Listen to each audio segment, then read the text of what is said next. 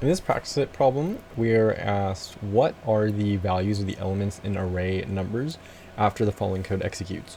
So after this code, which initializes, declares an array with these values inside of it, we then pass this array along with two integers into this method. And this method is right here. So we're going to have to look at this and see what the changes are. So in here, we can do that. For the first one, we know that we pass in 3 and 1. So our x is 3 and our y is 1.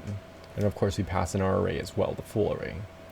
Well, x right here, we are going to have data of 3 is equal to, well, data of 3 is equal to data of 1. And if we look at these, we have 0, 1, 2, 3, 4, 5, 6, 7, and lastly 8. So data of 1 is going to give us 7. So this is going to be equal to 7. Data of 3 is going to be 0. This is 3. So data of 0 is equal to 7. So we are going to replace this 0 index with 7. So we have our first value right here. Also, we have this last piece of code right here. Data of 1 is equal to 3.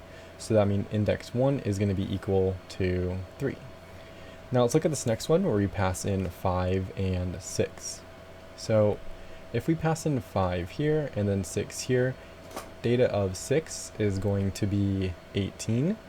So this is equal to 18. And then we have data of 5. Well, data of 5 is 4. So we'll have data of 4 is equal to 18. So that means this fourth one is going to be 18, like this. And then if we have 5 and 6, it's just switched around. 6 here, 5 here. So data of 6 is going to be 5. And we can continue on. We have 8 and 4 being passed in lastly. So 8 and 4. We are going to, I'll just write this whole thing down here. Data of, and then we have data of 8, right? I'll actually just write this right here. Data of 8 is just this 5 right here, right? So data of 5 is going to be equal to, and then we just have this data of 4 now.